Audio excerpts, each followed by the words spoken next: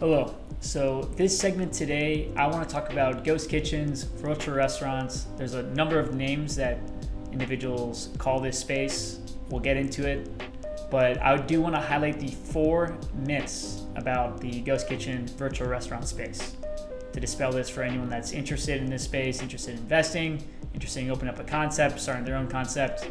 I do want to pass along this knowledge from research that we've been conducting here at Visa Franchise Embedded Bizz. Now, my name is Jack Findaro. I'm the co-founder and managing partner of Visa Franchise Embedded Bizz. And before founding these 2 firms, I worked at Restaurant Brands International with global brands Burger King and Tim Hortons in the global finance, investor relations, and global development team before leaving to found Visa Franchise Embedded Bizz. Now, a few years ago, people started talking about this whole concept of dark kitchens, digital kitchens, cloud kitchens, virtual restaurants. There's a whole virtual brands. There's a number of names for very similar concepts, but basically the idea of it is that restaurants could focus on food delivery from a location that didn't necessarily need to be front and center in front of consumers, where individuals can come in and order how they normally would.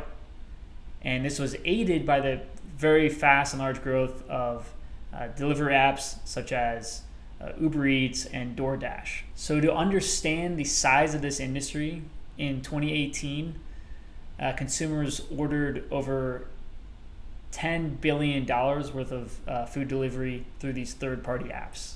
So it's been growing like crazy. The pandemic that started in 2020 really accelerated this growth and changing consumer behavior. Now, someone might think that, and many people at the beginning thought that when these third-party delivery apps started to take off and really grow, with more individuals just ordering through them directly and totally skipping on the in-person dining experience, many individuals thought that it would be a big boon for the restaurant industry, that it could be a way for them to really increase their footprint.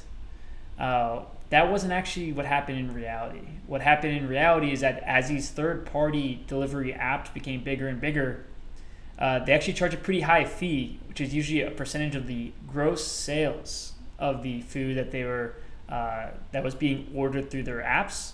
And this has really cut deeply into restaurant profit margins. So many restaurant concepts and big restaurant franchises, even mom and pop restaurants, what they started doing is they started trying to adapt to this new third-party delivery app platform ecosystem by creating concepts, building new concepts, or even creating digital brands that they could sell directly through these third-party delivery apps. Now, let me define some terms so we're all on the same page. Now, ghost kitchens, virtual kitchens, really what they are in reality is a kitchen that just focuses on, or the vast majority of its orders are focused on third-party delivery apps or even their own delivery. It's basically focused on, or it's a kitchen that's been optimized for food delivery as opposed to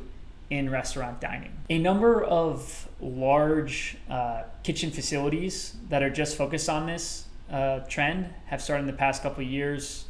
Travis Kalanick, which is he's widely known as a founder of Uber, developed Cloud Kitchens, which focuses on building facilities to host a number of restaurant brands all in one location and really optimize for food delivery through third-party delivery applications. Now, with the very fast and large growth of the food delivery ecosystem, aided by these third-party delivery apps, repurposed kitchens, and the COVID-19 pandemic, which forced many restaurants all over the US, even all over the world, to shut down, many individuals thought that, okay, this is a new life for restaurant concepts, basically a new way for growth. Now, what I want to do is I want to talk about, I would say, the 4 biggest myths in this space that we found as we've conducted our research, spoken to many franchise brands, many franchise owners, franchisors as well, people who really know this space and work in it day to day. So myth number 1 is that restaurant owners, restaurants in general, can create a high financial return through opening a virtual kitchen, creating a virtual brand. Reality check. Many franchises or many restaurants believe that they can do this as well. So basically what's happened is that there's been a very large growth in terms of the competition in this food delivery space. And there's very low barriers to entry for individuals and franchises and restaurants that want to create a virtual brand. And so they still face a ton of competition, and it's not a simple situation where a restaurant can develop a virtual brand or focus just on delivery and have a high financial return.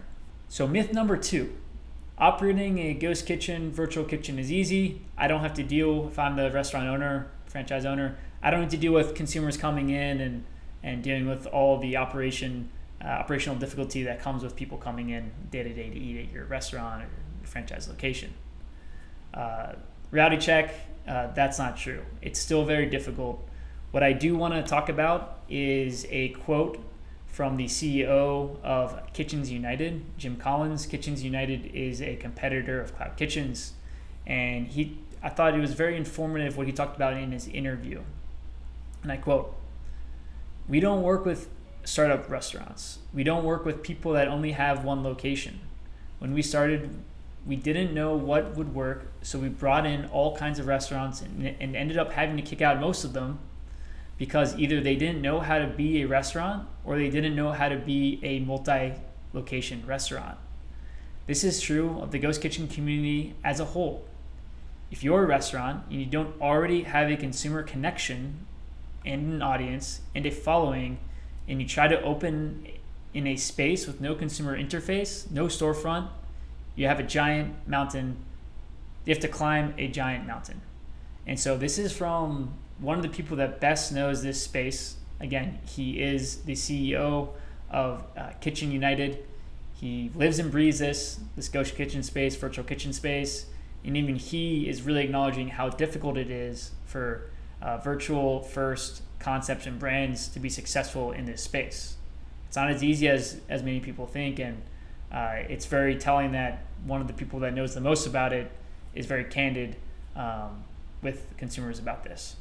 Myth number 3, if I can use data, especially data provided to me by one of these third-party delivery apps such as Uber Eats, DoorDash, if I can create a food concept that satisfies a search for term, in one area it could be for burgers, another area it could be for vegan tacos, who knows? If me as a restaurateur, entrepreneur, franchise owner can open up a brand that satisfies that or create one, then I'm going to be able to get a lot of that market. And the reality of this is that it's not true. The reality of this is that many other entrepreneurs, restaurateurs also have access to this data. It's not as simple as just launching a certain food line or a certain concept focused on a very niche segment that's being searched for. It's actually much more difficult than individuals realize because of the fact that there's very low barriers to entry.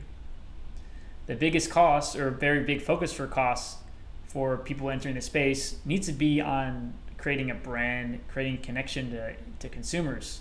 And so there actually are a lot of costs with marketing and advertising to the end consumer, which again could take away from the financial return. So myth number 4, food delivery, ghost kitchens are simply the way of the future. That's where the whole industry is going. Now, the reality check is that the consensus is that in the medium term, yes, the food delivery space, cloud kitchens, ghost kitchens are going to continue to grow. People have become accustomed to ordering food either directly through a restaurant's website or through their app or through a third-party delivery app. They've become accustomed to that. However, post-pandemic, once a lot of restaurants reopen, who knows what's going to happen? No one knows for sure. Basically, in essence, the in-person dining experience is totally different from the at-home dining experience. They're two different experiences. Yes, they can be compared, but no one really knows what's going to happen long term and into the future with restaurants and these virtual brands. It's very likely they're both going to coexist going into the future. So in closing, no one really knows what's going to happen in the future. There's always uncertainty with any given market. People need to know about the risks the inherent risks that come with any sort of entrepreneurial endeavor as it pertains to virtual restaurants, ghost kitchens, etc. There are still changes happening. It's going to be interesting to wait and see what happens, how the market evolves with this new paradigm, and also what happens post-pandemic once restaurants reopen. So that's our warning to everyone. It's a very interesting space. It's growing. It's probably going to be here well into the future, but I would advise anyone to not rush in blindly, thinking that they're just going to get rich quick or make a big profit by totally changing up the restaurant concept to just virtual or to creating up a new virtual brand. It's not that easy. There's a lot of competition, as there always is in the restaurant space. So with that, again, my name is Jack Findaro. Thank you again for joining. And if you'd like to learn more, please visit our websites at Visa Franchise or Vetted Bizz. Thank you.